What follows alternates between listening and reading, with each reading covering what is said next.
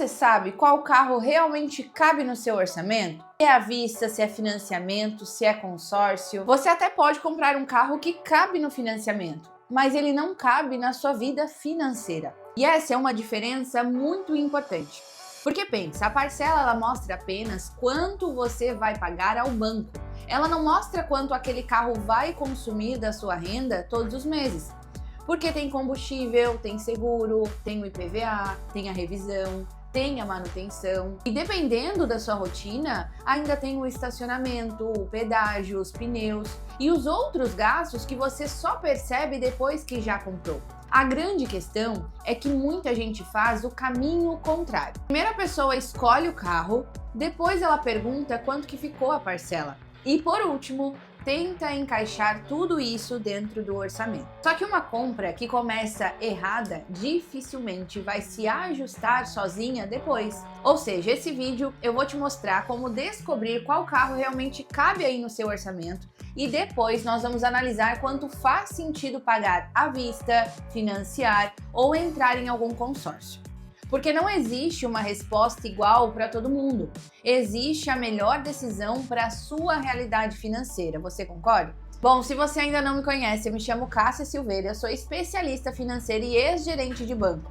Hoje eu ajudo profissionais de alta renda a reorganizarem a vida financeira, saírem do ciclo das dívidas e voltarem a construir patrimônio com segurança. E eu gosto de dizer que a compra de um carro não termina no momento em que você recebe a chave. Na verdade, gente, é ali que parte dos gastos começa.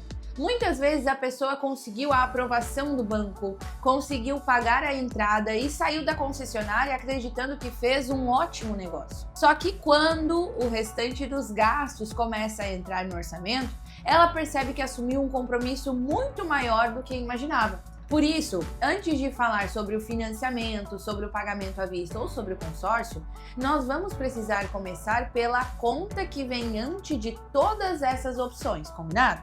Vamos lá, o seu orçamento vem antes do carro. Deixa eu explicar.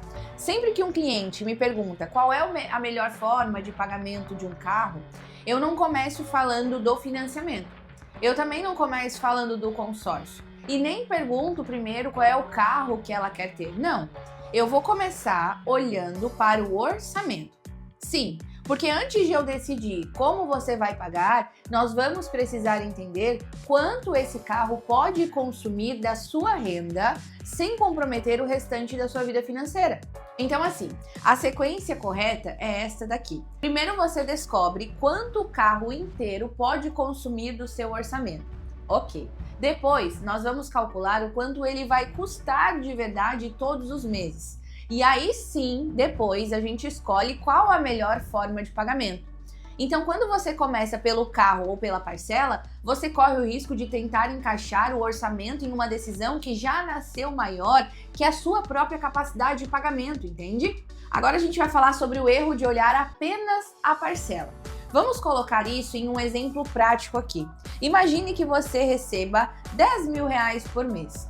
Depois de pagar as despesas da casa, fazer os seus investimentos, organizar o seu orçamento, sobram aí R$3.000. É muito comum a pessoa olhar para esses 3.000 e pensar, bom, então eu posso pagar uma parcela de 3.000, de 2.500. Tá, mas deixa eu te fazer uma pergunta. Se todo esse dinheiro for para parcela, de onde vai sair o combustível? De onde vai sair o seguro, o IPVA, a revisão, uma troca de pneu? Você consegue perceber o problema?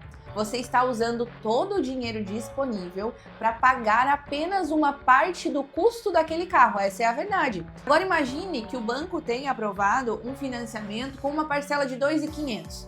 Olhando rapidamente, parece que cabe. Mas quando a gente faz a conta completa, perceba, você gasta aproximadamente R$500 por mês com combustível. O seguro, só o seguro custa, sei lá, R$1.800 por ano, dividido em 12 são 150 por mês. O IPVA custa R$1.500 por ano, representa mais 125, que precisam ser separados todos os meses, porque isso não é imprevisto. Depois, vamos considerar R$1.200 por ano para revisão e manutenção básica, que são mais R$100 por mês. Ou seja, somando esses gastos, nós temos 875 por mês, além da parcela. Então aquele carro cuja a parcela era 2.500 nunca custaria 2.500. Ele custa no mínimo R$3.300 todos os meses. E aí não entram nessa conta os estacionamentos que nós falamos, pedágio, pneu, lavação, problema com o mecânico. Eu também nem estou considerando aqui a depreciação desse veículo, porque neste primeiro momento eu estou mostrando só o impacto no seu caixa mensal. Então quando alguém diz assim, Cássia, o carro cabe porque eu consigo pagar a parcela, eu sempre faço essa correção aqui. Você não está assumindo apenas uma parcela. Você está assumindo um custo completo de manter aquele carro. E é esse, gente, o valor que precisa caber no seu orçamento. Diz aí, se esse vídeo está fazendo sentido, você olhar de forma diferente ao comprar um carro, inscreva-se agora neste canal. Toda semana eu vou compartilhar aqui conteúdos para ajudar você a organizar a sua vida financeira, tomar melhores decisões e construir, claro, um patrimônio com mais segurança. Agora vamos lá, como descobrir quanto o carro pode custar? Agora vem a pergunta, tá, Cássia, mas como que eu vou fazer essa conta? Vamos continuar com o exemplo que eu dei anteriormente de R$10.000 de renda e dos 3.000 disponíveis no orçamento, tá? Vamos ao passo 1, defina o limite total. A primeira coisa aqui é entender que esses R$3.000 não são os limites da parcela. Eles são o limite do custo total do carro, ou seja, parcela, combustível, seguro, IPVA, revisão, manutenção e todos os gastos que existem, né, que fazem parte dessa rotina. Você não vai procurar primeiro um financiamento com uma parcela de 3.000, não. Primeiro você vai calcular todos os custos deste veículo e aí sim, depois você vai descobrir quanto realmente sobra para você pagar a parcela. Parece apenas uma mudança de ordem, mas ela muda completamente a sua decisão, você consegue entender? Agora vamos para o passo 2, calcular os gastos reais. Sim, comece pelo combustível e aqui não adianta copiar a conta de outra pessoa. Quantos quilômetros você percorre por mês? Já parou para fazer essa conta? Você usa o carro diariamente? Faz viagens? Pega a estrada? Esse carro ele é econômico ou ele consome mais? E depois pesquise sobre o seguro. Pegue o valor anual e divida por 12. Faça o mesmo com o IPVA daquele carro e com os demais custos anuais. E aí, em seguida, você vai reservar também um valor para revisão, para troca de óleo, para o filtro, pneu, manutenção. Mesmo que esses gastos não aconteçam todos os meses, o dinheiro ele precisa ser separado mensalmente. Até porque, gente, manutenção de carro não é um imprevisto. Você sabe que em algum momento ela vai acontecer. O que talvez você ainda não saiba é apenas a data. Então fique ligado. Passo 3. Descubra quanto sobra para a parcela. No nosso exemplo, você tinha 3.000 disponíveis e calculou que o veículo terá aproximadamente 870 de gastos mensais, sem considerar o financiamento. Então a conta fica 3.000 menos 875, sobraria 2.125. Esse seria o valor máximo disponível para a parcela dentro desse exemplo. Você consegue perceber a diferença? Antes parecia que você poderia pagar uma prestação de 3.000. Depois de considerar o custo real do carro, esse limite caiu para 2.100. É uma conta que impede você de entrar em um financiamento que parece confortável lá na concessionária, mas começa a apertar lá no seu orçamento em pouquíssimo tempo. Vamos ao passo 4. Não use todo o limite. Agora vamos lá. Atenção aqui. O fato de a conta indicar uma parcela máxima de 2.100 não significa que você precisa assumir exatamente esse valor. Eu, Cássia, não recomendo trabalhar sempre no orçamento limitado, porque o combustível ele pode aumentar, o seguro ele pode ficar mais caro, pode surgir uma manutenção maior, você não conhece o carro, a sua renda pode diminuir, ou simplesmente pode acontecer algo que não estava previsto, que é o que acontece com boa parte. E se esses 2.000 é o teto, talvez faça mais sentido procurar uma parcela de 1.600, 1.700, porque assim você deixa uma margem de segurança. E é essa margem que impede que qualquer problema no carro vire uma dívida lá no seu cartão, no seu cheque especial, entende? Por isso que existe uma diferença enorme entre conseguir pagar e conseguir pagar com tranquilidade. Essa diferença ela precisa fazer parte aí da sua decisão, porque a sua realidade não é a realidade do outro.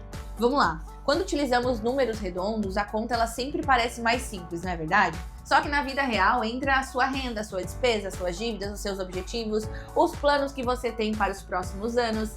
Talvez você queira comprar uma casa, talvez você esteja começando uma reforma na sua casa, talvez a sua renda ela seja variável, ou até talvez você já tenha parte da sua renda comprometida com outras dívidas.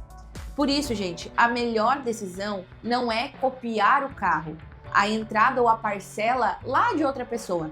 É entender o que faz sentido dentro da sua realidade. Agora que você já sabe quanto o carro realmente pode custar, podemos responder a segunda pergunta.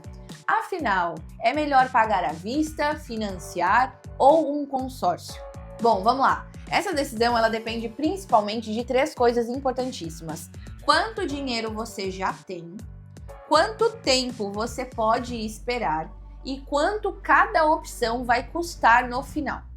Vamos analisar uma por uma. Opção 1, pagamento à vista. Vamos lá. Se você já possui o valor do carro, pagar à vista tende a ser uma alternativa sim mais econômica.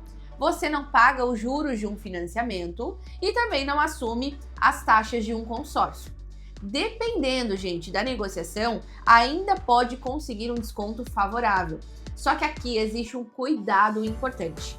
Não faz sentido usar todo o seu dinheiro para comprar um carro e ficar sem nenhuma reserva. Imagine que você tenha 100 mil reais guardados e queira comprar um carro de 100 mil. No papel, você consegue pagar os 100 mil, mas se utilizar todo o dinheiro, qualquer imprevisto vai encontrar você sem proteção. Então, pagar à vista só faz sentido quando, depois da compra, você continua com uma reserva de emergência e não precisa abandonar os outros objetivos importantes da sua vida. Outro argumento que eu escuto bastante é: Cássia, o meu dinheiro está investido. É melhor deixar rendendo ou financiar um carro? Tá, mas vamos lá. Quanto que o investimento rende e quanto o financiamento do carro custa? Porque não adianta, se o seu investimento rende 10% ao ano e o custo de financiar for 25%, você está ganhando de um lado e perdendo mais do outro. A conta ela precisa ser feita comparando o rendimento líquido do investimento com o custo real do financiamento. E, gente, na maioria das vezes, pagar à vista será sim mais econômico para quem já tem o dinheiro e consegue fazer isso sem desmontar a própria segurança financeira. Opção 2, financiamento. Bom, vamos lá. O financiamento ele pode fazer sentido quando você precisa do carro agora e ainda não possui o valor completo. Talvez você precise do veículo para trabalhar, atender clientes, levar os filhos ou se deslocar em uma região sem transporte adequado, certo? Neste caso, esperar alguns anos não pode ser uma opção. A vantagem do financiamento é ter acesso imediato ao carro. Só que aqui existe um problema do custo. Você não paga apenas pelo valor do veículo, paga o veículo, os juros, os impostos, as tarifas e os demais custos incluídos na operação. Por isso, não compare financiamentos olhando apenas para a parcela ou para a taxa de juros anunciada. Peça e compare o CET, o custo efetivo total. É ele que reúne os encargos e as despesas da operação e mostra de forma muito clara quanto que aquele crédito realmente vai custar. E olhe também para o valor total que será pago até o final. Uma parcela menor não significa necessariamente um financiamento mais barato. Muitas vezes ela apenas esconde um prazo maior. Imagine 2 opções. Na primeira você paga 2.000 durante 36 meses. Na segunda você paga 1.500 durante 60 meses. A segunda parece mais confortável porque a parcela é menor, mas você ficará muito mais tempo comprometido e poderá pagar um valor totalmente maior do que a primeira opção. Então não pergunte apenas quanto ficou a parcela. Você precisa perguntar qual é o CET, quanto eu vou pagar no total do prazo, durante quanto tempo a minha renda vai ficar comprometida. Quanto maior for a entrada, menor será o valor financiado. E quanto menor o valor financiado, menos juros você tende a pagar, entende? Se você realmente precisa financiar, pode fazer sentido aumentar a entrada e escolher um carro mais barato e reduzir o prazo, tá? Desde que a prestação continue cabendo com segurança no orçamento, como falamos. Porque financiamento ele é uma ferramenta, A grande questão não é utilizar essa ferramenta para comprar um carro muito acima da sua realidade no momento. Opção 3, consórcio. Vamos lá. O consórcio ele chama atenção porque ele não tem juros como no financiamento. Mas cuidado, não ter juros não significa não ter custo. Existe taxa de administração, dependendo do contrato, fundo de reserva, seguros e outras despesas. Além disso, a carta de crédito e as parcelas podem ser reajustadas conforme a regra do grupo, você sabia? Outra questão é o tempo.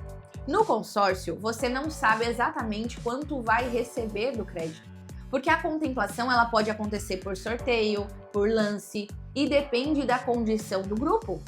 Então essa opção ela funciona melhor para quem realmente pode esperar, tá? Se você precisa do carro no próximo mês, um consórcio provavelmente não vai resolver a sua necessidade. Fica de olho nisso. Agora, se você está planejando trocar de veículo daqui 2 anos, 3 anos, ele pode sim ser avaliado. Mas não entre em um consórcio contando que será contemplado rapidamente. Isso não é garantido e antecipar parcelas também não garante nenhum tipo de contemplação. Vamos lá, para oferecer um lance competitivo, você ainda vai ter que ter dinheiro disponível. Antes de contratar, você vai ter que analisar, bom, qual é a taxa de administração? Qual é o prazo total? Qual é a regra de reajuste? O fundo de reserva, outros custos existem? Quais as condições desses lances? E a regra da contemplação? Olha só, novamente, não olhe apenas para o valor da mensalidade. A mensalidade aparentemente pequena pode acompanhar você durante muitos anos. E aí, qual opção para você fez mais sentido de todas que eu falei? Vamos fazer um resumo aqui? Vamos lá! Se você já tem o dinheiro, consegue comprar sem acabar com a sua reserva, negociou um bom valor, o pagamento à vista tende a ser mais econômico, ok? Se você precisa do carro agora, não tem o valor completo e consegue dar uma boa entrada, o financiamento também pode fazer sentido. Mas não esqueça de comparar o CET, o prazo, o valor da operação, nunca somente a parcela, ok? Agora, se você não tem pressa e está planejando a compra com antecedência, pode sim avaliar um consórcio, desde que você compreenda todos os custos e saiba que a contemplação pode demorar. Mas existe aqui uma quarta possibilidade que poucas pessoas gostam de considerar: esperar um pouco mais. Ai, Cássia, como assim? Juntar uma entrada maior, comprar um carro mais barato? Pois é, às vezes essa é a decisão mais inteligente e que mais vai preservar o seu patrimônio. Porque não adianta encontrar a melhor forma de pagamento para um carro que já está acima do seu orçamento, compreende? Você consegue perceber que não existe uma resposta igual para todo mundo? Pagar à vista tende a ser mais econômico. O financiamento pode fazer sentido para quem realmente precisa do carro agora. E o consórcio ele pode ser uma alternativa para quem consegue esperar e planejar. Só que nenhuma dessas decisões começa pela parcela. Você conseguiu entender isso aqui, né? A decisão ela começa lá no seu orçamento. Primeiro você vai descobrir o quanto o carro inteiro pode consumir no mês, depois você analisa se esse custo total cabe dentro do orçamento. E só então escolhe uma opção que não acabe com a sua reserva, não interrompa os seus objetivos de futuro e não deixe a sua renda comprometida por muitos e muitos anos, até porque as pessoas gostam de trocar os carros, né, em tempos específicos. Se você percebeu que precisa analisar a sua vida financeira antes de tomar uma decisão como essa, no primeiro link da descrição você pode solicitar um diagnóstico e entender como que funciona o meu acompanhamento. Lá, nós vamos olhar para a sua renda, as suas despesas, as suas dívidas e os seus objetivos para construir esse plano que faça sentido para a sua realidade. E antes de assumir um financiamento, existe uma outra coisa que você precisa aprender: como controlar a sua vida financeira sem esperar o final do mês para descobrir que gastou mais do que deveria. No próximo vídeo eu vou te mostrar como organizar as suas finanças por meio de um controle semanal simples. É isso mesmo. Eu vou te convidar a assistir agora esse vídeo, porque esse controle pode mudar completamente a forma como você toma decisões com o seu dinheiro. Eu te vejo lá e até o próximo vídeo.